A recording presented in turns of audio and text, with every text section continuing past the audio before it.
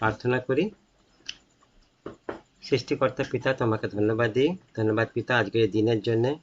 তুমি আরেকবার আমাদেরকে তোমার বাক্য অনুসারে আমাদেরকে পরিচালনা করছো পিতা প্রভু। আমরা আরেকবার তোমার বাক্য নিয়ে আমরা পরিবারগতভাবে একত্রিত হয়েছি। উদ্দেশ্য একটাই পিতা, যে আমরা সত্য শিক্ষা সহকারে আমরা বড় হব, আর তোমার বাক্যে যেরকম লেখা আছে পিতা সেগুলোকে আমাদের জীবনে আমরা কার্যকারী করব। পরিবারগতভাবে অ্যাজ এ পালক আমি তোমার কাছে আমার পরিবারকে রাখছি পিতা। এই পরিবার তোমার পরিবার, এই পরিবারের কর্তা তুমি, এই পরিবারের হেড তুমি, এই পরিবারের পরিচালক তুমি। সমস্ত কিছু তোমার চরণে রাখছি পিতা প্রভু। আজকে যে বাক্য আছে পিতা, সেই বাক্য অনুসারে প্রত্যেকের জীবনে কাজ করো, প্রত্যেককে তুমি সঞ্জীবিত করো, প্রত্যেকের শক্তিযুক্ত বলযুক্ত করো, এবং প্রত্যেকের জীবনে আজকে যে বিষয় আছে অনন্ত জীবন পিতা, সেই বিষয়ে তাদেরকে প্রকাশন দাও পিতা প্রভু, যেন আমরা সত্যিকারে জানতে পারি তোমার অ্যাকচুয়ালি ইচ্ছাটা কি আছে। বাকি সময় ভার তোমার চরণে দিই পবিত্রাত্মা, আমাদের সঙ্গে সঙ্গে থাকো, বাকি সময় ভার নাও। বললে প্রার্থনা যিশু নামে চাই, আমেন। রিঙ্কিকে বলবো একটা গান করার জন্য।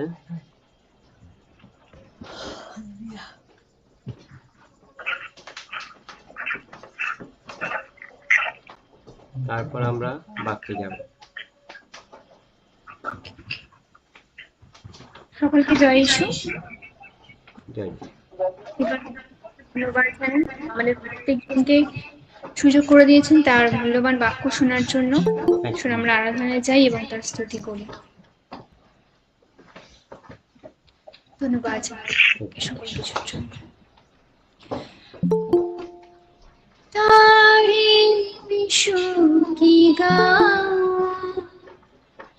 तारे विश्व की गाओ, तेरी प्रस्तिश करती जाओ, तेरी प्रस्तिश करती जाओ। तारे विश्व की गाओ, तारे विश्व की गाओ, तेरी प्रस्तिश करती जाओ, तेरी प्रस्तिश करती जाओ। मेरे आगे आगे चलता है, मेरी राह से कांटे चुनता है, मेरे आगे आगे चलता है, मेरी राह से कांटे चुनता है। मेरा यीशु मसीह मेरे साथ है, मेरा साथी साथ है। मैं जहाँ जहाँ भी कदम रखूं, मेरे बागों में मेरे साथ है।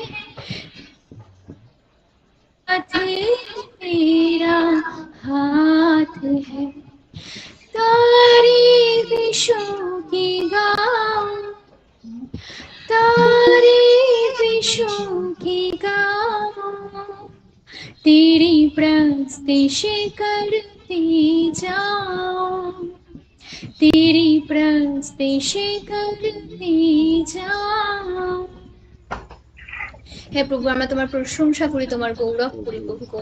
হে পিতা, তুমি আমাদেরকে সে জীবন দিয়েছো পিতা, তুমি আমাদেরকে সে পথ দেখিয়েছো প্রভু গো, আমাদেরকে সে পাপের জগৎ থেকে, সে পাপের বন্ধন থেকে তুমি মুক্ত করেছো প্রভু গো। হে পিতা, তোমার গৌরব মহিমা প্রশংসা করি পিতা। আজকে আমাদের কাছে শব্দ কম পড়ে যায় প্রভু তোমার সেই প্রশংসা করার জন্য পিতা, কারণ তোমার দয়া সকল কিছুর থেকে উত্তম এবং তোমার সে করুণা তার জীবনের থেকে উত্তম প্রভু গো। তোমার গৌরব মহিমা প্রশংসা করি পিতা গো। ধন্যবাদ জানাই প্রভু আমাদের হৃদয় থেকে পিতা গো। तेरे नाम पे यीशु जिंदगी, तेरे नाम पे यीशु बंदगी, तेरे नाम में यीशु जिंदगी, तेरे नाम पे यीशु बंदगी, तेरे नाम से मुर्दे जी उठे, तेरे नाम से शैतान कांप उठे, यीशु नाम से लिपट मेरा, तेरे नाम की मैं पूजा करूं, इस नाम में तेरी कुव्वत है, तारीफ यीशु की गाऊं, तारीफ यीशु की गाऊं, तेरी प्रस्तुति करते जाऊं, स्तुति करते जाऊं। হ্যাঁ পিতা পরমেশ্বর, তোমার সে প্রশংসা গৌরব যেন আমরা সর্বদাই করতে পারি প্রভু গো। প্রতিটা পরিস্থিতিতে পিতা, সংকটে, সমস্ত কঠিন পরিস্থিতিতে প্রভু আমরা যেন তোমাকে প্রশংসা দিতে পারি প্রভু গো। তুমি আমাদের মধ্যে সেই হৃদয়কে দাও, আমাদের সেই ওষ্ঠকে তুমি আশীর্বাদ করো পিতা গো, যাতে আমাদের জীবন দ্বারা প্রভু গো তুমি মহিমান্বিত হও প্রভু, এবং আমাদের জীবন দ্বারা যেন আমরা তোমার সে আরাধনা করতে পারি, যে আরাধনা তুমি আমাদের কাছ থেকে চাও প্রভু গো। ধন্যবাদ জানাই তোমার গৌরব। Thank you lord, hallelujah. প্রভুর ধন্যবাদ। Thank you master. হালেলুয়া, প্রভুর ধন্যবাদ। সবাইকে সালভেশন ফেলোশিপে সন্ধ্যাবেলা ওয়েলকাম জানাচ্ছি। আর আজকে খুব সুন্দর একটা বিষয় আছে, খুব ভালো করে মন দিয়ে আমরা শুনবো আজকের বিষয়টা। অনেক কিছু বিষয় আজকে আমাদের কাছে প্রকাশন হবে আজকের বাক্যের মধ্যে থেকে। কিছু ভুলভাল ধারণাও আমাদের ছিল, সেগুলো সব কেটে যাবে আজকে বাক্যে শোনার পরে। আর আজকে হেডলাইন সেরকম আছে যে আপনি অনন্ত জীবন কিভাবে পাবেন, কোশ্চেন মার্ক। প্রশ্ন হচ্ছে আপনি অনন্ত জীবন কিভাবে পাবেন। এটা মণ্ডলীর কাছে খুব একটা ইম্পর্টেন্ট কোশ্চেন এবং একটা ইম্পর্টেন্ট বিষয়, কারণ আমরা সবাই একটাই লক্ষ্যে দৌড়াচ্ছি, আর সেটা গোল হচ্ছে অনন্ত জীবন। আর তার মধ্যে আমরা সবাই ঢুকতে চাই, কারণ যত ইউনিভার্সাল চার্চ, যেটাকে আমরা বলি খ্রিস্ট মণ্ডলী, ইউনিভার্সাল চার্চে একটাই লক্ষ্য যে কেউ যেন অনন্ত জীবন থেকে বিচ্ছেদ না হয়ে যায়। আমরা অনেক বছর ধরে প্রভুতে আছি, কেউ 5 বছর, কেউ 4 বছর, কেউ 10 বছর, আবার কেউ এর বেশিও থাকবে। কিন্তু বলছে আলটিমেট কি থাকার মানেটা কি? শুধু এইটুকুনি প্রার্থনা করা, বাক্য পড়া, ফেলোশিপ করা, সুসমাচার প্রচার করা, খালি এইটুকুনি? না, বলছে এইটুকুনি নয়। বলছে আমাদের মেন গোল, লক্ষ্য হচ্ছে একটাই, যে আমরা অনন্ত জীবনে প্রবেশ করতে চাই। আর সেটা করার জন্য আমাদের কি করতে হবে, আজকের বিষয় আমরা সেখান থেকে দেখব। তাহলে প্রশ্নটা প্রথমে মণ্ডলীর কাছেই রাখি। মণ্ডলীকে জিজ্ঞেস করি যে অনন্ত জীবন আমরা কিভাবে পাবো। বলো মণ্ডলী, বলো।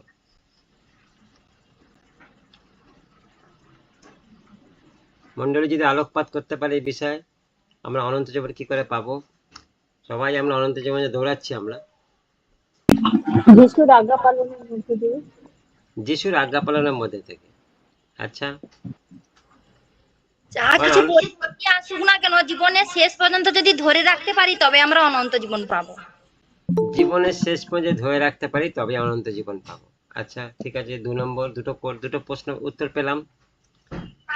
আর বলো, আমরা অনন্ত জীবন কিভাবে পাবো? বলো, কারো যদি সেরকম কি জানা থাকে বলো, চেষ্টা করতে পারো, অসুবিধা নেই। তার মধ্যে 7:21 পদে বলা আছে যে স্বর্গস্থ পিতার ইচ্ছা পালন করলে তাহলে তুমি স্বর্গরাজ্যে যেতে পারো। ইচ্ছা পালন স্বর্গস্থ পিতা, হ্যাঁ স্বর্গস্থ, ঠিক আছে, স্বর্গস্থ পিতা পিতার ইচ্ছা পালন করে স্বর্গে যেতে পারো। তোমরা আমাকে হে প্রভু বলো, কিন্তু আমার পিতার ইচ্ছা পালন করো না। যারা আমার পিতার ইচ্ছা পালন করবে তারাই স্বর্গে যাবে। ঠিক আছে, এটাও ভালো উত্তর। যিশু খ্রিস্টকে জানাই হলো অনন্ত জীবন। হ্যাঁ, এই জায়গাটা শোনার জন্য ওয়েট করছিলাম। এটা তো কমন বাক্য, যীশু খ্রিস্টকে জানাই হচ্ছে অনন্ত জীবন। এটা বাইবেলে লেখা আছে, আমরা দেখবো, এই বাক্যটাও দেখবো। যীশু খ্রিস্টকে জানাই হচ্ছে অনন্ত জীবন। কিন্তু আজকে দেখবে, একটু শক পাবে তোমরা। আজকে যে বিষয়টা আছে একটু শক পাবে, যে আরে এই ব্যাপারটা এরকম নাকি। দেখবো আজকে বিষয়টা। তাহলে আমরা অনেকগুলো উত্তর পেলাম, তাই তো? দেখো, আমি বারে বারে একটা কথা বলি, তোমরা বাস্তব থেকে সবসময় জাজ করবে। যখনই কোনো জিনিসকে তোমরা দেখছো, তোমরা সবসময় ওটাকে বাস্তবটাকে মেলাবে, সবসময় বাস্তবের দিকে তাকাও, তবেই কিন্তু একটা জিনিস ধরতে পারবে। তুমি ধার্মিক সেজে বা তুমি ধার্মিকের মতো উত্তর দিলে পরে পারবে না, কারণ যেহেতু আমরা বাইবেল পড়ি, আমরা বাইবেল জানি, আর সেই জন্য আমাদের বাইবেলের কিছু কিছু বিষয় আমরা ওইটাকে নিয়ে চলি। কিন্তু অ্যাকচুয়ালি যীশু খ্রিস্ট যেটা কাজগুলো করেছে সব বাস্তবের সাথেই করেছে। যদি তুমি ওনার কাজ দেখো, ঈশ্বরের কাজ দেখো বা ঈশ্বরের পুত্রের কাজ দেখো, তিনি সব বাস্তব থেকে করেছে। তিনি কোনো জিনিস মানে ওরকম চমৎকার বা মানে এরকম ভাবে করেননি। তাহলে আমাদেরকে ঈশ্বর শিখিয়েছে তুমি বাস্তব থেকে ম্যাচ করো, বাস্তবে কি চলছে। দেখো এখন যদি বলা যায় বাস্তবে এখন যেটা চলছে, দেখো এখন একটা ট্রেন্ড এসছে বা একটা হাওয়া এসছে যে সবাই নিজের মতন, নিজের খুশির মতন সবাই কিছু বেছে নিতে চাইছে। চলছে এখন, এখন বাজারে করে চলছে, সবাই নিজের খুশির মতন বা নিজের মতো করে কিছু বেছে নিতে চাইছে। আর সেই জন্যে মানুষ নিজের মতো করে ঈশ্বর তৈরি করে নিয়েছে।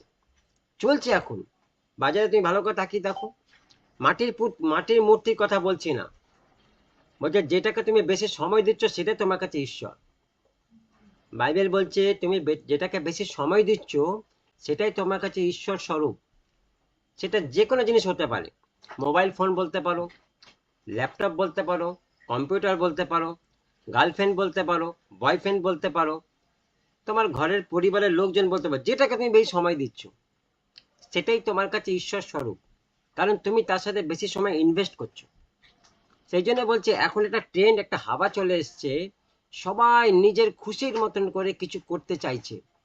আর তারা কি করেছে, এই ট্রেন্ডের মধ্যে তারা তাদের মতো করে ঈশ্বর তৈরি করে নিয়েছে।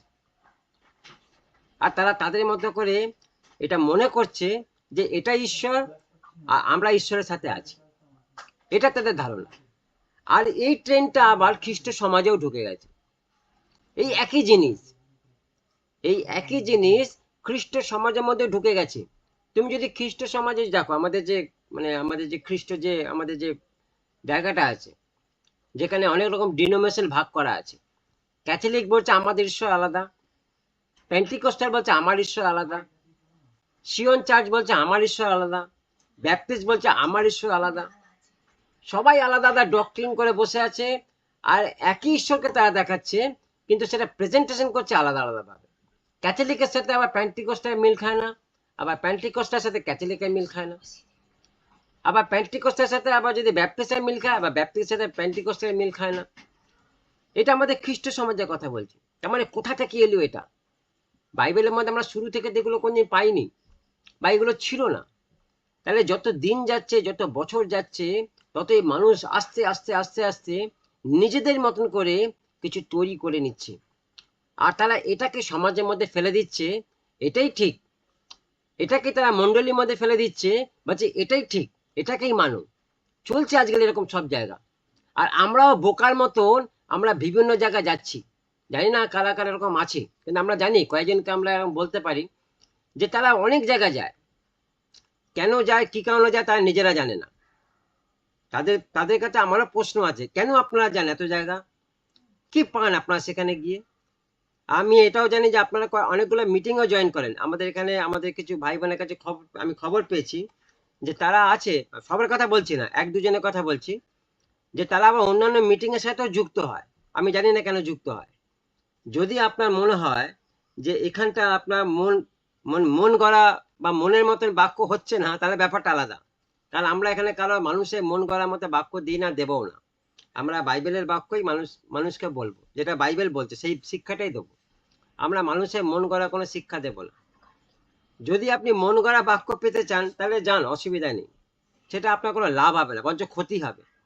আর যদি আপনি মনে করেন যে না, আমি শিক্ষামূলক বাক্য চাই আর আমি শিখতে চাই বা আমি বৃদ্ধি চাই, তাহলে আমি বলবো যে এখানে থাকুন, আপনি জীবনে অনেক পরিবর্তন দেখতে পাবেন।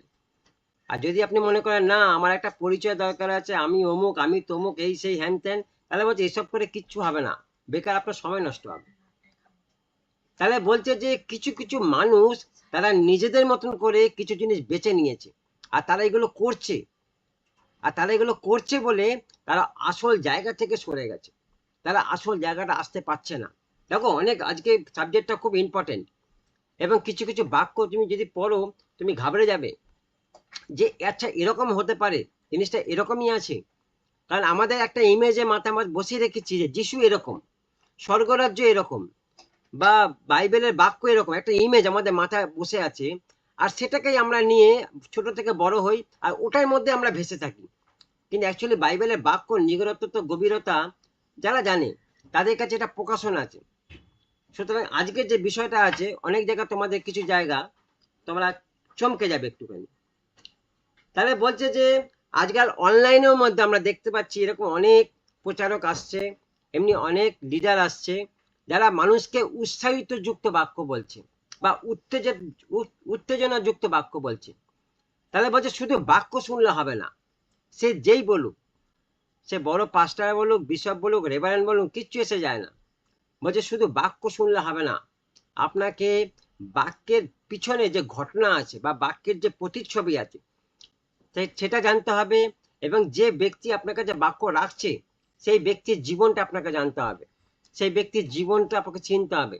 যে ব্যক্তি আপনাকে বাক্য শোনাচ্ছে সেই ব্যক্তি পার্সোনাল জীবনটা কেমন আছে, তবেই সেই বাক্য তার মুখে ম্যাচ খায়, তবেই সেই বাক্য তাকে মানায় বলতে।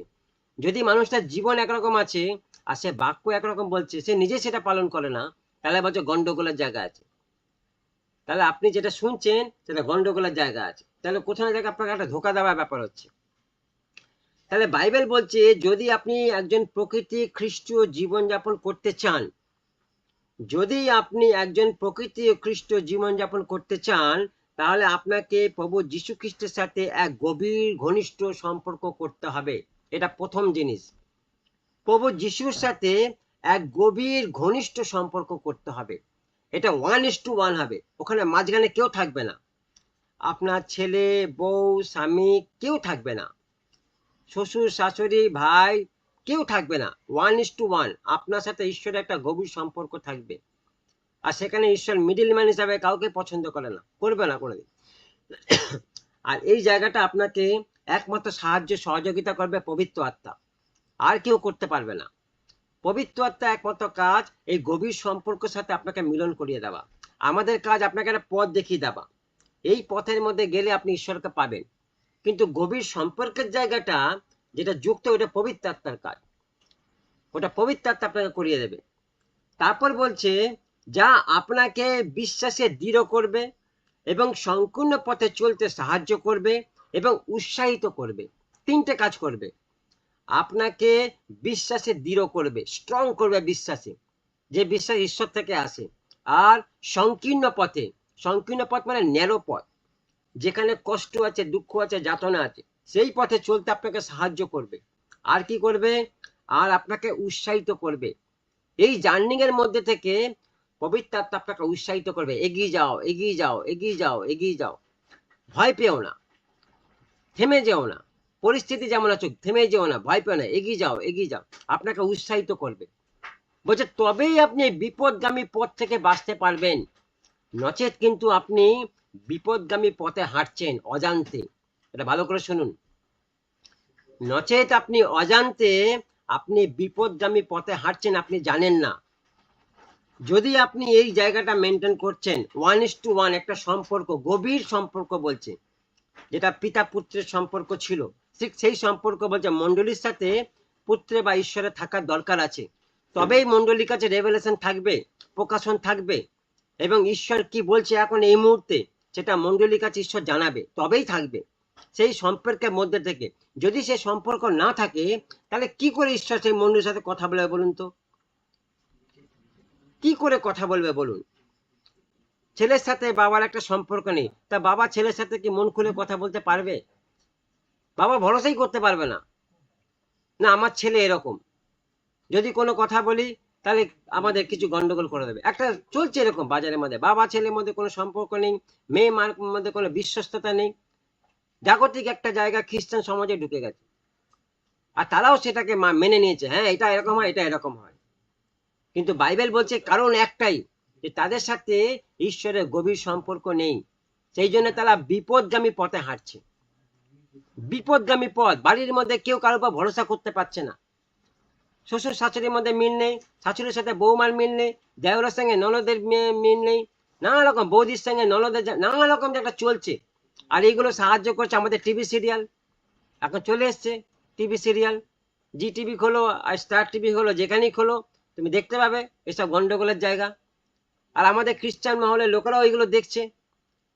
আমি এরকম অনেক পরিবারে গিয়ে দেখেছি, বাড়ি থেকে ঢুকছি জি সিনেমা চলছে, কি দেখছো? আর ওই তো একটা কি একটা সিরিয়াল এখন আছে খুব ফেমাস, নামও ভুলে গেছি, বলছে চলছে দেখছি আর কি। আমরা তাও চলছে দেখছি না, রোজই দেখা হয়। এটা আজকের ঘটনা নয়, এটা রোজই চলে, রোজই দেখা হয়। আর সেই জন্যে মাঝে মাঝে এই প্রকাশনগুলো পাওয়া যায়, এই ঘটনাগুলো ওখানে ঘটছে বাড়ির মধ্যে, পরিবারের মধ্যে। তার মানে কোনো একটা জায়গা মানুষ বিপদগামী পথে হাঁটছে, এটাকে বলছে বিপদগামী পথ। যে পথটা স্বর্গের দিকে যাচ্ছে না, যে পথটা স্বর্গের বিপরীত নরকের দিকে যাচ্ছে। ভালো করে শুনে নিন, আজকে মণ্ডলীকে এই কথা ঈশ্বর বলছে। তাহলে যে পথটা একটু আগে যে বোন বলল যোহন 17:3, আমি ওখান থেকেই শুরু করব। কারণ সবাই আমরা জানি যে যীশু খ্রিস্টকে জানাই হচ্ছে অনন্ত জীবন, যেটা বাইবেল আমাদেরকে একটা পথ দিয়েছে। আর সেখান থেকে আজকে শুরু করব। আজকে বাস্তব জিনিস দেখো যে এই পথটার মিনিং কি আছে। আমরা বাক্যতে এটা পড়েছি, আর সেই জন্য আমাদের মাথায় এটা বসে আছে যে যীশু খ্রিস্টকে জানার মধ্যে অনন্ত জীবন আছে। অ্যাকচুয়ালি কিসে অনন্ত জীবন আছে আজকে তোমাকে বাক্য দিয়ে দেখাবো। এই পথ থেকে শুরু করব। দেখো এখানে কি বলছে, যোহন 17:3 বলছে, আর ইহাই অনন্ত জীবন যে তাহারা তোমাকে একমাত্র সত্যময় ঈশ্বরকে এবং তুমি যাহাকে পাঠিয়েছ তাহাকে, সেই যীশু খ্রিস্টকে জানিতে পাও। তার মানে বলছে ইহাই অনন্ত জীবন যে পিতা ঈশ্বরকে বা সত্যম ঈশ্বরকে জানা, আর তার পুত্রকে যাকে তিনি পাঠিয়েছেন তার মধ্যে থেকে বলছে অনন্ত জীবনের একটা প্রকাশন, একটা জায়গা মানুষ পাবে। এটা শুরু বলছে, এটাকে বলছে শুরু, বিগিনিং। তুমি পা দিলে খ্রিস্টকে জানার মধ্যে, তুমি পা দিলে, এবার তোমার জার্নি শুরু হলো অনন্ত জীবনে প্রবেশ করা। এবার তুমি চলছো, তুমি 30 বছরে জেনেছো, কেউ 10 বছরে জেনেছে, কেউ 20 বছরে জেনেছে, কেউ 50 বছরে প্রভুকে জেনেছে। এবার একটা জায়গা শুরু হচ্ছে অনন্ত জীবনকে জানা। দরজা কোথায় আছে না, যীশু খ্রিস্ট। যীশু খ্রিস্ট সেই দরজা, যে দরজার ভিতর তুমি ঢুকবে আর ধীরে ধীরে ধীরে ধীরে মানে পবিত্র আত্মাকে তুমি সেখানে পেয়ে যাবে। আর পবিত্র আত্মা তোমাকে ধীরে ধীরে ধীরে ধীরে অনন্ত জীবনের দিকে নিয়ে যাবে। এটাকে বলে বিগিনিং। তাহলে বাস্তব বলছে যে কোনো লোকই যখন পৃথিবীতে জন্ম নেয় বা যখন পৃথিবীতে আসে, তারা সেই জ্ঞানটা পায় না কি করে যিশুকে জানতে হয়। আমি খ্রিস্ট সমাজের কথা বলছি, আমি পরজাতিরও কথা বলছি। পরজাতির কথা বাদ দাও, ওরা তো জানবেই না। আমি বিশ্বাসী পরিবারের কথা বলছি। বিশ্বাসী পরিবারে যখন কোনো বাচ্চা শিশুর জন্ম হয়, সে কি জন্মের থেকে জানে যে আমি খ্রিস্টান, আমি বিশ্বাসী পরিবারে জন্ম নিয়েছি, বা আমাকে জন্মের থেকে যিশুকে জানতে হবে? সে কি জন্মের থেকে জানবে? না। কমসে কম 5 বছর বয়স থেকে একটা শিশুর জন্ম মানে ব্রেনটা খোলে, সে দেখতে পায় কোনটা খারাপ কোনটা ভুল, সে এগুলো আন্দাজ করতে পারে। 5 বছর বয়স থেকে আমাদের সরকারি স্কুলের নোটেট আছে 5 বছর বয়স থেকে বাচ্চাদের ভর্তি নেবে। কারণ ওরা মোটামুটি ওই জায়গাটা ওদের ব্রেনটা খুলে যায়, আর ওরা নিজেদের বিষয় নিজে বুঝতে পারে, বলতে পারে, মাকে মা, বাবাকে বাবা, এইটুকুন ওরা জানতে পারে। কিন্তু বলছে ছোট থেকে কেউ এই জ্ঞান নিয়ে জন্মায় না যে আমাকে যীশু খ্রিস্টকে জানতে হবে। কেন জন্মায় না? কেন জন্মায় না? দেখো বলছে জগতের মধ্যে কিছু জিনিস আছে যেগুলো তাদেরকে জানতে দেয় না, আর যেগুলো তাদেরকে জানতে সাহায্য করে না। দেখো লেখা আছে এফেসীয় 4:17 থেকে 19 পদ। দেখো জগতের মধ্যে কি কি আছে দেখো। এফেসীয় 4:17 থেকে 19 পদ বলছে, এই জন্য আমি বলছি আর প্রভুর হয়ে বিশেষ জোর দিয়ে বলছি, অহিউদিরা যেভাবে বাজে চিন্তার মধ্যে নিজেদের জীবন কাটায়, তোমরা আর সেভাবে জীবন কাটিও না। প্রথম কথা কি? বাজে চিন্তা, বাজে থট। বলছে প্রত্যেক পরিবারের মধ্যে বলছে এগুলো আছে, কম বেশি করে আছে। আর এগুলো কোথায় কার মধ্যে এফেক্ট করে? বলে বাচ্চাদের মধ্যে এফেক্ট করে। ভালো করে শোনে, এটা মা বাবাদেরকে বলছি। প্রত্যেকটা পরিবারের মধ্যে এগুলো আছে, মা বাবারা বোঝে না, না যে নিজেদের চিন্তা, নিজেদের থট, নিজেদের মানে ভালো লাগা, তারা নিজেদের মধ্যে কথাবার্তা আলোচনা করে, আর সেগুলো বাচ্চা সব শোনে, কাছাকাছি থাকে তারা, আর তারাও ওটাকে রিসিভ করে। আর ওরাও যখন বড় হয় ওই চিন্তাটাকে নিয়ে ওরা বড় হয়, বাজে চিন্তা। তাহলে প্রথমে কি বলছে, অইহুদিরা যেভাবে বাজে চিন্তার মধ্যে নিজেদের জীবন কাটায় তোমরা আর সেভাবে কাটিও না। মণ্ডলীকে বলছে 18 পদ বলছে তাদের মন অন্ধকারে পড়ে আছে। আরে কোথা থেকে মন অন্ধকার হয়ে গেল? তুমি একটা খ্রিস্ট পরিবারে জন্ম নিয়েছো, হিসাব মতো আলোর মধ্যে জন্ম নিয়েছো, তাহলে মন অন্ধকার কি কি করে হয়ে গেল? তার মানে বলছে বাজে চিন্তার মধ্যে থেকে তুমি মনের মধ্যে অন্ধকার ঢুকিয়েছো, বাজে পরিকল্পনার মধ্যে থেকে তুমি মনের মধ্যে অন্ধকার ঢুকিয়েছো। আদি পুস্তকে লেখা আছে যখন ঈশ্বর পৃথিবী ধ্বংস করলো তখন লেখা আছে মানুষের মনোকামনা বলে ছোট থেকে দুষ্টু। ওখানে ঈশ্বর বলছিল মানে মানুষ জন্মের থেকে বাল্যকাল থেকে তার চিন্তাধারা দুষ্টতা আছে, ছোট থেকে বলছে। দেখো এটা বাস্তব কথা বলছি আমি। খ্রিস্ট পরিবার বলে যে আমরা ধার্মিক সেটা বিষয় নয়, খ্রিস্ট পরিবারের কথাই বলছি, এগুলো খ্রিস্ট পরিবারের মধ্যেই চলছে। আমি যখন অনেক পরিবারে যাই আমি বাচ্চাদেরকে ফলো করি, আর বাচ্চাদেরকে ফলো করলে জানা যায় ওই পরিবারে কি চলছে।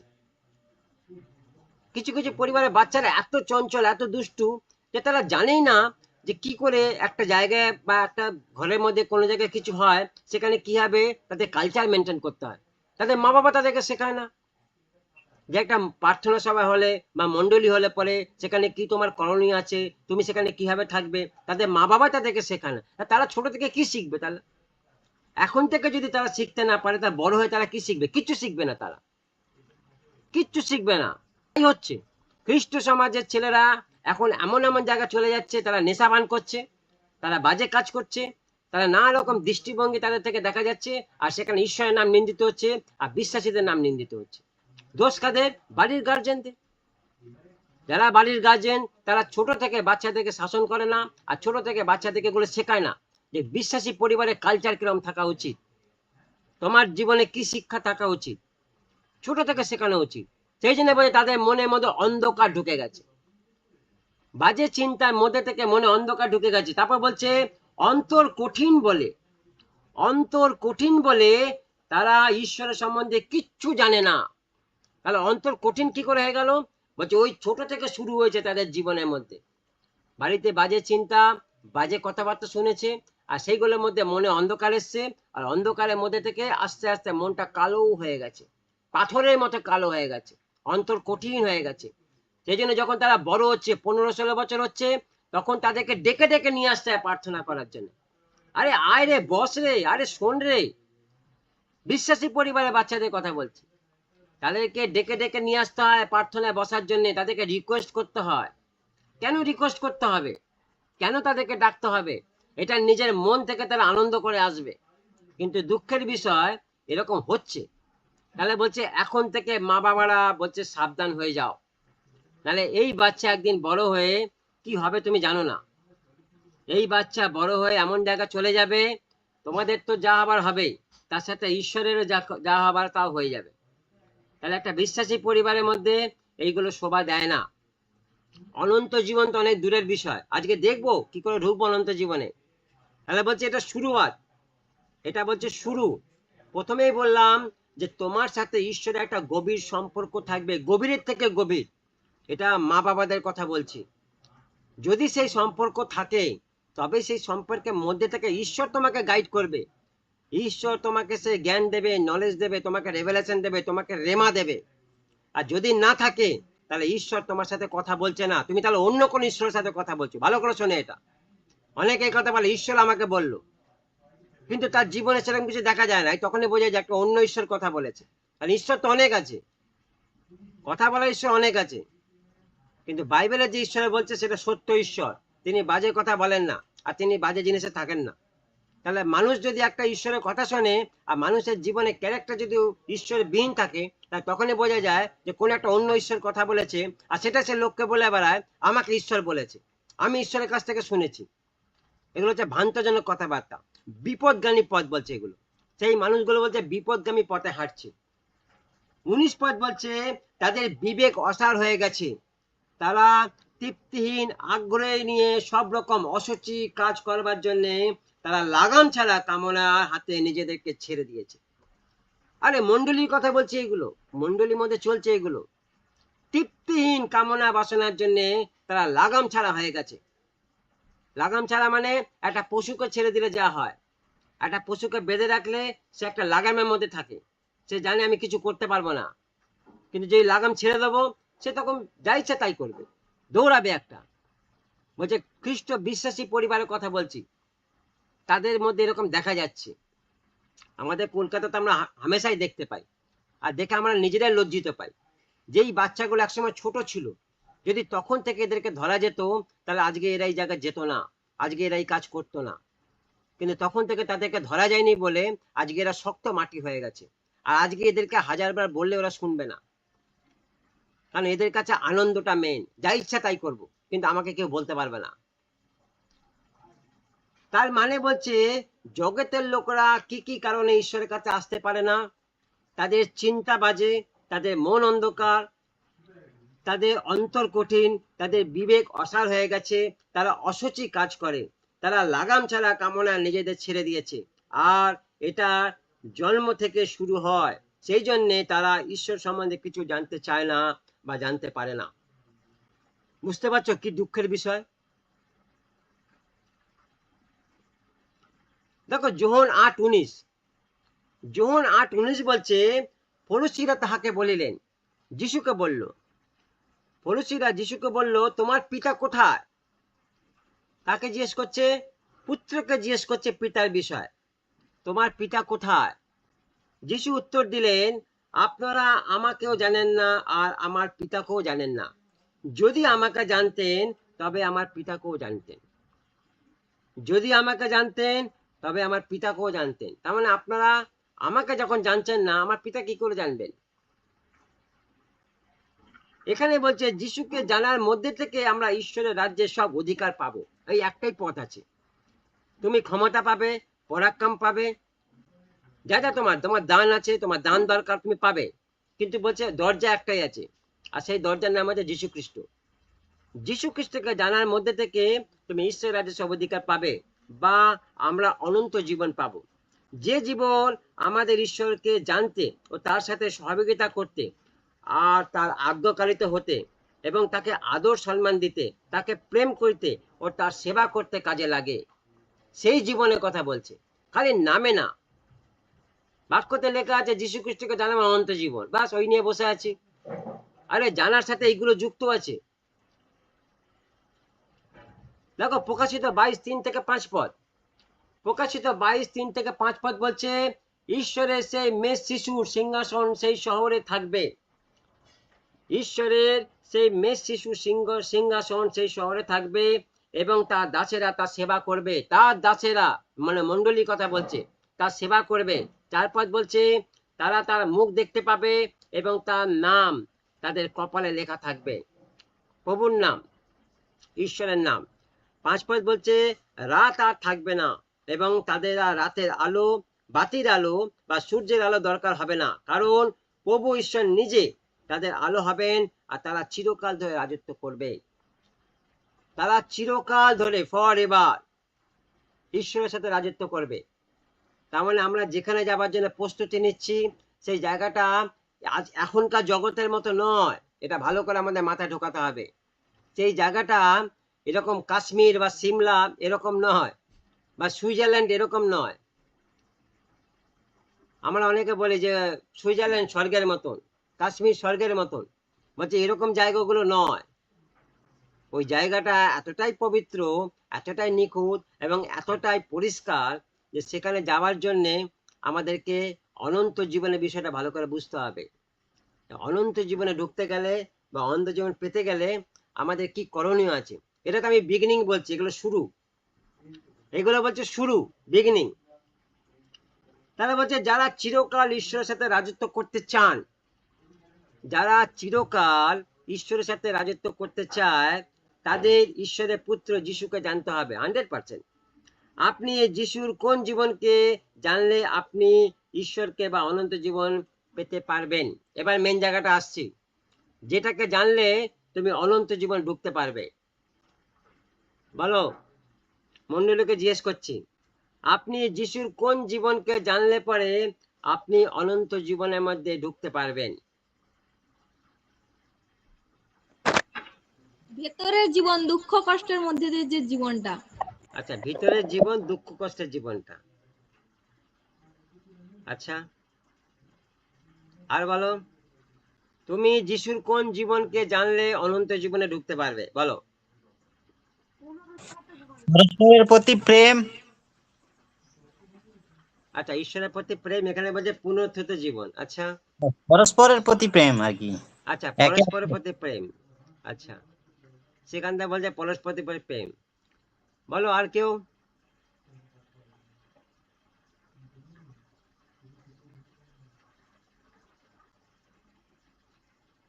বলো, আমরা তো বাইবেল পড়ছি, সবাই বাইবেল পড়ছি তো আমরা।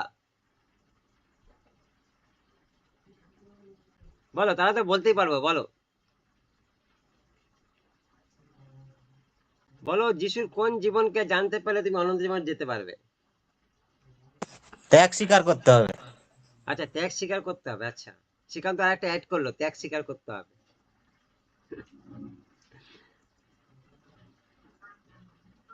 বলো বলো, আরে চেষ্টা করো, বলো না।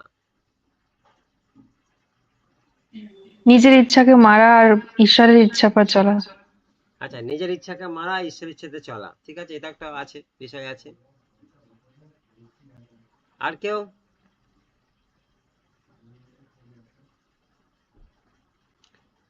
দেখো, বাইবেল বলছে, আমরা বাইবেল যখন পড়ি, আমরা যিশুর কোন জীবনকে দেখতে পাই, বলো। আমরা যখন বাইবেল পড়ি, আমরা যিশুর কোন জীবনকে দেখতে পাই।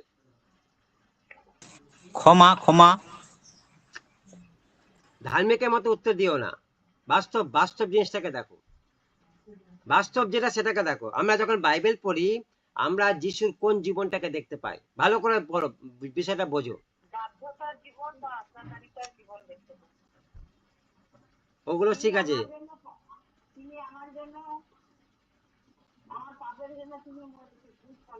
না না, ওগুলো সব ঠিক আছে, ওগুলো তো ধার্মিকের মতো উত্তর হচ্ছে, আমার জন্য মরেছে, পাপের জন্য মরেছে, বাধ্যতার জীবন, এসব আমরা ধার্মিকের মতো উত্তর। আমি বলছি বাস্তব, বাস্তবটাকে দেখো। তুমি যখন বাইবেল পড়ছো, তখন তুমি যিশুর কোন জীবনটাকে দেখছো, কোন জীবনের বিষয় পড়ছো। সেবা। একটা আলোর জীবন, একটা আলোর জীবন দেখতে পাচ্ছি। আলোর জীবন আছে। না না, কি লেখা আছে বাইবেলে, কি বলছে, যে কুমারী গর্ভে এক বাচ্চা বা এক শিশু জন্ম নেবে, তাই তো লেখা আছে। গ্যাব্রিয়েল এসে কি বলছিল, যে এক কুমারী গর্ভে এক শিশু জন্ম নেবে। কোথায় জন্ম নেবে, কোথায় জন্ম নিচ্ছে শিশুটা, কুমারীর গর্ভে। আরে কোথায় জন্ম নিচ্ছে, মাংস রক্তে। রক্তে মাংসে, কোথায় জন্মটা কোথায় নিচ্ছে। পাপে। আরে যীশু খ্রিস্ট কোথায় জন্ম নিয়েছিল, কোথায় এসেছিল, কোথায়, পৃথিবীতে এসেছিল। হ্যাঁ, তাহলে যীশু খ্রিস্ট, তুমি যখন বাইবেল পড়ছো, তুমি যীশু খ্রিস্ট কোন জীবনটা পড়ছো। সত্য জীবনটা। আবার সেই ধার্মিক মতো উত্তর দেয়, বলছি বাস্তব জিনিসটাকে ফলো করো। বাস্তব জীবন। বাস্তব জীবন যেটা পৃথিবীতে জন্ম নিয়েছে, ভালো করে বিষয়টা বোঝো। অনন্ত জীবন তুমি জানবে, তুমি কোন যিশুকে জানলে পাবে, কোন যিশুকে তুমি জানলে তুমি অনন্ত জীবন যাবে, কোন যিশুকে জানবে তুমি। পৃথিবীতে যে যিশু জন্ম নিয়েছিল, সেই যিশুকে তোমাকে জানতে হবে। স্বর্গীয় যিশুকে জানলে তুমি পাবে না। স্বর্গীয় যিশু তো তুমি জানো না, স্বর্গীয় তিনি কি করতেন না করতেন, আমরা শুনেছি তার একটা স্বর্গীয় রূপ আছে, কিন্তু বাইবেলে আমরা কি দেখেছি, বাইবেলের মধ্যে আমরা দেখেছি তার রক্তে মাংসের শরীর, তিনি রক্তে মাংসের শরীরে পৃথিবীতে এসে কি কাজ করেছেন, তাই তো পড়েছি আমরা বাইবেলের মধ্যে। কি বলো, তাই তো পড়েছি, হ্যাঁ কি না।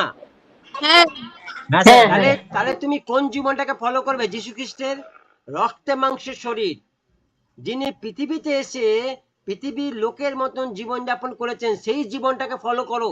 বাইবেলের মধ্যে সেই জীবনের কথাই লেখা আছে। আমরা বারে বারে উল্টো দিকে হেঁটে যাই, আমরা কি মনে করি তিনি ঈশ্বর, সেই জন্য তার পক্ষে সবকিছু সম্ভব। বাজে কথা, যারা এই কথা বলে বাজে কথা বলে, বলছে তিনি যেমন একদিকে ঈশ্বর ছিলেন, তিনি আরেকদিকে মানুষও ছিলেন, তিনি রক্তে মাংসের মানুষ ছিলেন।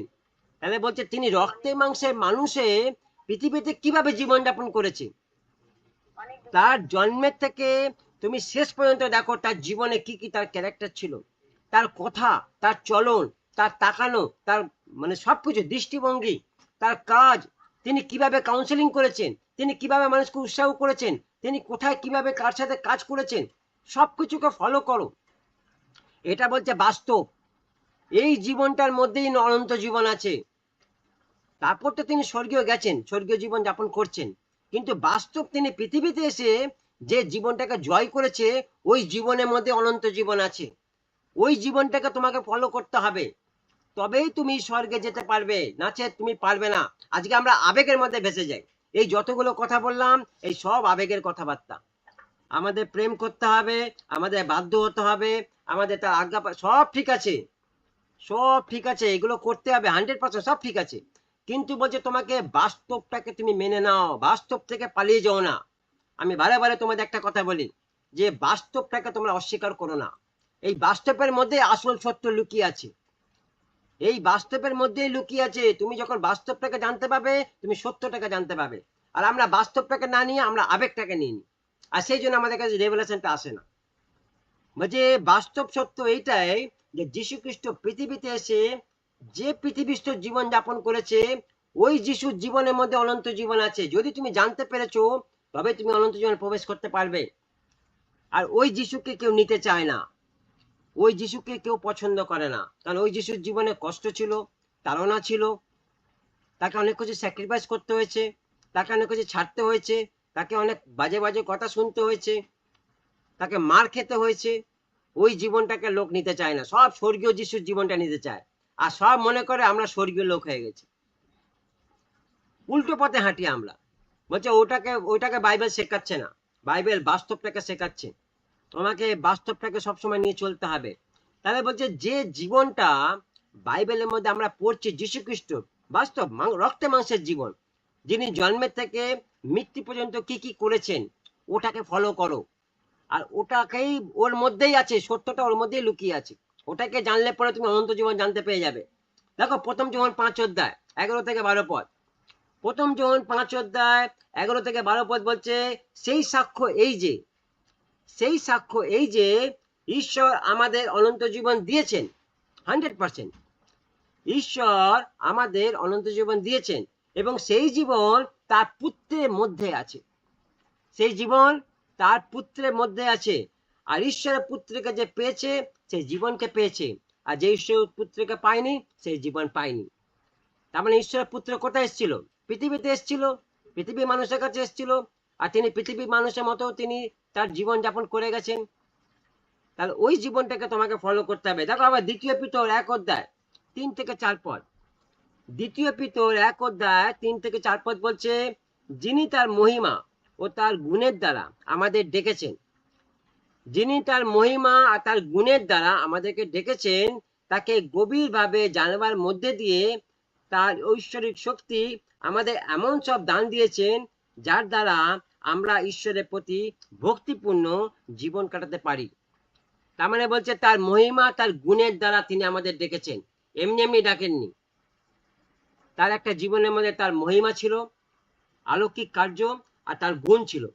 তিনি দুটোকে প্রেজেন্ট রেখেছেন জগতের মানুষের কাছে, আর সেটাকে রেখেই তিনি প্রমাণ করেছে দেখো আমি যদি এটা করতে পারি, তুমিও করতে পারো। আমি যদি রক্তে মাংসের শরীরে সেই কাজগুলো করতে পারি, তাহলে এটা তুমিও করতে পারো। এর জন্য আমি তোমার সাথে আছি, চেষ্টা করে দেখো।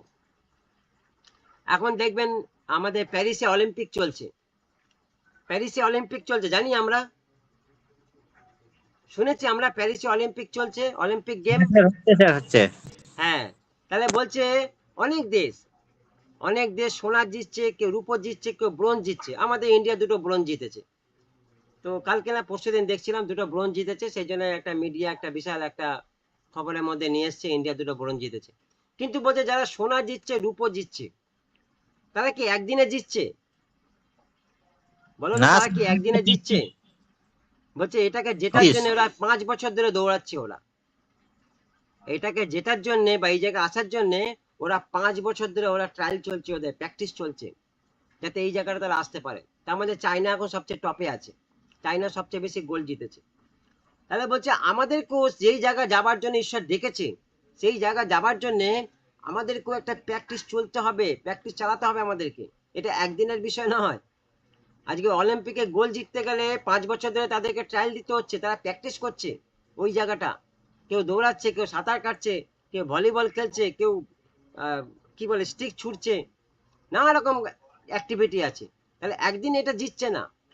তাহলে বলছে তোমাকে অলিম্পিকের মতোই বা যারা এরকম আছে স্পোর্টস যারা, তাহলে বলছে তুমি যদি অনন্ত জীবন পেতে চাও, যেতে চাও, তো তোমাকে বলছে এই প্র্যাকটিসের মধ্যে থাকতে হবে, এই ধারণার মধ্যে থাকতে হবে, এই প্ল্যাটফর্মের মধ্যে থাকতে হবে। এখান থেকে বেরিয়ে যেতে পারো না, তাহলে তুমি সেই গোল্ড মেডেল পাবে না, সেই পুরস্কার পাবে না, বিচ্ছেদ হয়ে যাবে তোমার।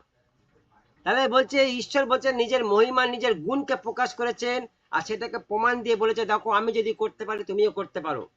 আর তারপর তিনি সবাইকে ডেকেছেন সেটাকে ডেকে। 4 পদ বলছে তিনি নিজের মহিমার গুণে, আবার দেখো বলছে তিনি নিজের মহিমার গুণে আমাদের কাছে অনেক মূল্যবান ও মহান প্রতিজ্ঞা করেছেন। এর উদ্দেশ্য হলো মানুষের মন্দ ইচ্ছা দরুন জগতে যেসব নোংরামি জমা হয়েছে তার থেকে তোমরা রক্ষা পেয়ে যেন ঈশ্বরের স্বভাবের ভাগী হও। তার থেকে রক্ষা পেয়ে যেন তোমরা ঈশ্বরের স্বভাবের ভাগী হও। তার মানে বলছে যিশুর মধ্যে যে স্বভাব ছিল সেই একই স্বভাব ঈশ্বর তোমার মধ্যে দেখতে চাইছে। এটাই বলছে এক কথা মণ্ডলীকে, তার পুত্রের মধ্যে যে স্বভাব ছিল সেই স্বভাব মণ্ডলীর মধ্যে দেখতে চাইছে। ভাগী হও বলছে তার স্বভাবের সঙ্গে যুক্ত হও। তিনি অলরেডি একটা ডেমো দেখিয়ে দিয়ে গেছে আমাদেরকে, রক্তে মাংসের শরীরে আমি এই কাজটা করেছি, সুতরাং এটা মণ্ডলী পক্ষে করার জায়গা আছে, করতে পারে, কিন্তু এর জন্য আমাকে তোমাকে চিনতে হবে, যীশু খ্রিস্টকে চিনতে হবে। তার চেনার মধ্যে থেকে তুমি এই জায়গাটা অনন্ত জীবন পেতে পারো। কোন যীশুকে? যে যীশু পৃথিবীতে রক্তে মাংসে জন্ম নিয়েছিলেন, সেই যীশুকে। সেই যীশুকে জানলে পরে তুমি অনন্ত জীবনের জায়গা দেখতে পাবে, জানতে পাবে। তাহলে এখানে বলছে তাকে গভীরভাবে জানার মধ্যে দিয়ে ঈশ্বরের শক্তি আমাদের এমন সব দান দিয়েছে যার দ্বারা আমরা ঈশ্বরের প্রতি ভক্তিপূর্ণ জীবন কাটাতে পারি। এটা কিভাবে হবে? এটা কিভাবে হবে? ভক্তিপূর্ণ জীবন আমরা কিভাবে কাটাতে পারি ঈশ্বরের সাথে? দেখো বাইবেলের মধ্যে একটা ডেমো দেওয়া আছে, একটা উদাহরণ যদি দিই, খুব সুন্দর একটা উদাহরণ আছে। লেখা আছে যখন ইসরায়েল জাতি যখন মিশর থেকে বেরিয়েছিল, ভালো করে পিকচারটা চিন্তা করো, যখন ইসরায়েল জাতি যখন মিশর থেকে বেরিয়েছিল তখন ঈশ্বর তাদেরকে বলেছিল যে আমি তোমাদের একটা দেশ দেব, আর সেই দেশে তোমরা থাকবে। কিন্তু বলছে এই এই জায়গা যাওয়ার জন্যে তারা 40টা বছর তারা কাটিয়ে ফেলেছিল। আর এই 40টা বছরের মধ্যে কিছু কিছু জায়গা তারা ঈশ্বরের সাথে বিদ্রোহ করেছিল, তারা ঈশ্বরের বিরুদ্ধে তারা কথা বলেছিল। তার মধ্যে একটা ছিল বলছে মান্না, তারা ঈশ্বরের কাছে মান্না চেয়েছিল, আর ঈশ্বর তাদেরকে বলেছিল আমি তোমাদেরকে মান্না দেব, কিন্তু যে মান্না তোমরা খাবে বা যে মান্না তোমরা পাবে সেটা রোজের জন্য তুলবে, কালকের জন্য তুলবে না, বা 10 দিনের জন্য তুলবে না। যদি তোলো তাহলে নষ্ট হয়ে যাবে। তোমার আজকের যেটা প্রয়োজন তুমি সেইটুকুনি নাও, সেইটুকুনি তুলে খাও, কালকের জন্য আবার নতুন তোমাকে দেওয়া যাবে, রোজ আমি তোমাকে নেব। কিন্তু লেখা আছে কিছু কিছু লোক ওরা 4 দিন 5 দিনের মান্না তুলে নিয়ে আসতো, কিন্তু একদিন খাবার পর আর বাকি মান্না কি হতো বলে পচে যেত, থাকতো না, সেই মান্না বাসি হয়ে পচে যেত। কিন্তু ঈশ্বর মসিকে বলেছিল যে তুমি আমার গৃহের মধ্যে, মসিকে বলেছিল তুমি আমার গৃহের মধ্যে মান্না তুলে রাখবে, যেখানে আমার নিয়ম সিন্ধুক আছে, ওই সিন্ধুকের মধ্যে তুমি মান্না তুলে রাখবে, আর সেই মান্না ওটা আমার উদ্দেশ্যে থাকবে। দেখো ভালো করে ফলো করো, ইসরায়েল জাতি যে মান্না তুলছে সেটা যদি তারা 3 দিন 4 দিনের বেশি তুলতো সেই মান্না পচে যেত, নষ্ট হতো। একদিন মান্না খাবার পর পরের দিনে মান্না থাকতো না, ওটা নষ্ট হয়ে যেত। কিন্তু ঈশ্বর যে মান্না মসিকে বলেছিল তার নিয়ম সিন্ধুকে রাখতে, তুমি ভালো করে পড়ে দেখবে 40 বছর সেই মান্না ছিল, কিন্তু সেই মান্না নষ্ট হয়ে যায়নি। বুঝতে পারছো কি বলছি আমি? 40 বছর সেই মান্না ঈশ্বরের সাথে ছিল, কিন্তু সেই মান্না নষ্ট হয়ে যায়নি। তার মানে বাইবেল বলছে যারা ঈশ্বরের সঙ্গে যুক্ত থাকে তারা কোনোদিন নষ্ট হয় না, তাদেরকে কেউ কখনো নষ্ট করতে পারে না। যে মণ্ডলী প্রভুর সঙ্গে যুক্ত আছে সেই মণ্ডলীকে কেউ নষ্ট করতে পারবে না, কেউ পারবে না, বাইবেল বলছে এটা। তাহলে বলছে যে যে মান্না তারা একদিনের বেশি রাখলে পরে নষ্ট হয়ে যেত, সেই মান্না যখন ঈশ্বরে গিয়েছিল তখন সেই মান্না নষ্ট হতো না। 40 বছর ধরে সেই মান্না ছিল, একটাও মান্না নষ্ট হয়নি, সেম ছিল মান্না। দেখো যাত্রা পুস্তক 16:33, যাত্রা পুস্তক 16:33 বলছে, তখন মসি হারনকে কইলেন, তুমি একটা পাত্র লইয়া পূর্ণ 1 ওমর পরিমাণ মান্না, পূর্ণ 1 ওমেন পরিমাণ, মানে একটা পাত্র ছিল 1 ওমেন পরিমাণ মান্না সদাপ্রভু সম্মুখে রাখো, তাহা তোমাদের পুরুষ পরম্পরা নিমিত্তে রক্ষা পাইবে। তার মানে বংশগতভাবে সেই মান্না তোমাদের সাথে থাকবে, ওটা নষ্ট হবে না। বাইবেল আমাদের ডেমো দিয়েছে, বাইবেল আমাদের শিখিয়েছে যে জিনিস ঈশ্বরের সাথে থাকে সেই জিনিস কখনো নষ্ট হয় না। সেই জন্য বলছি ব্যক্তিগতভাবে একটা গভীর সম্পর্ক আমাদের দরকার আছে প্রভুর সাথে। যদি তোমার থাকে, তোমাকে কেউ নষ্ট করতে পারবে না, কেউ তোমাকে ধ্বংস করতে পারবে না। হিব্রিয় 9:4 বলছে, শোনো, হিব্রিয় 9:4 বলছে, তারা সুবর্ণময় ধূপদানি এবং সর্বদিকে স্বর্ণমণ্ডিত নিয়ম সন্দুক বৈশিষ্ট্য, এই সিন্ধুকে ছিল মান্নাদারি স্বর্গীয় ঘট আর হারনের মঞ্জুরিত যষ্টি এবং নিয়মের 2 প্রস্তর ফলক, মানে 10 আজ্ঞা। 3টে জিনিস ছিল, হারনের যষ্টি, আর ছিল প্রভুর মান্না, মানে বাক্য। মান্না অ্যাকচুয়ালি বাক্য, নতুন নিয়মে বাক্য, আর পুরাতন নিয়ম ছিল মান্না। আর কি ছিল? প্রভুর 10 কমান্ড, 10টা আঘাত। তাহলে বলছে, আর এটাই হলো পিতা ঈশ্বরের উপস্থিতি, সেই পরাক্রম শক্তি যা আমাদের জীবনের সবকিছুকে সতেজ ও তরতাজা রাখে। তার এটা তখনই সম্ভব ওঠে যখন তার উপস্থিতির মধ্যে আমরা নিজেদেরকে ধরে রাখি, যখন তার সাথে আমাদের এক গভীর ঘনিষ্ঠ সম্পর্ক গড়ে উঠবে।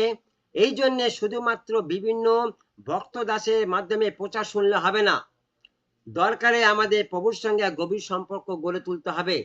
তার জন্য তার বাক্য আমাদের প্রভুর রূপ গড়তে দেবে, তার বাক্যের মধ্যে থেকে আমাদের প্রভুর রূপ গড়তে দেবে, এবং তার জন্য আমাদেরকে মেডিটেশন করতে হবে, কারণ তিনি তার বাক্যের দ্বারা আমাদের সাথে কথা বলেন এবং আমরা তার ইচ্ছা জানতে পারি। আমরা তার ইচ্ছা জানতে পারি। লাস্ট পদ পড়ে শেষ করব, মতি 11:27, এটা পড়ে শেষ করবো। পড়ো কেউ একজন, মতি 11:27।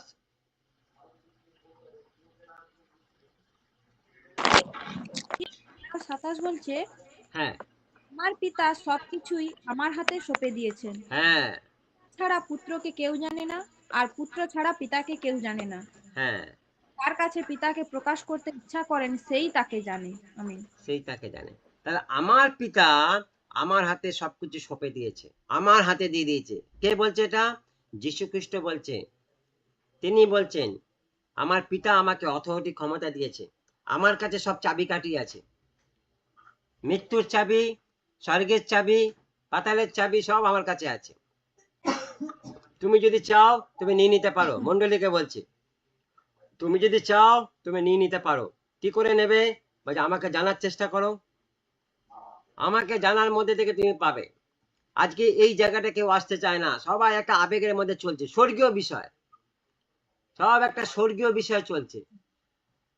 বলছে না, তুমি বাস্তবটাকে ধরো, বাস্তব না ধরলে তুমি পারবে না, তাহলে তুমি বিপদগামী পথে হাঁটছো।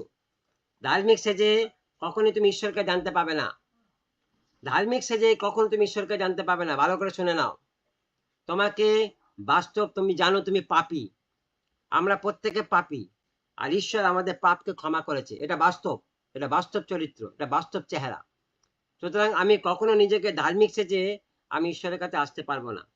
যতদিন পৃথিবীতে আছি আমার একটা লড়াই আছে, স্ট্রাগল আছে, আর আমি রক্তে মাংসের যিশুর মধ্যে থেকে ওটাকে পরিষ্কার করতে পারবো।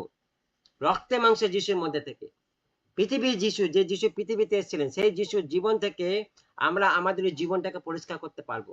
ওই একটাই পথ আছে, ওই একটাই উপায় আছে। প্রভুর ধন্যবাদ।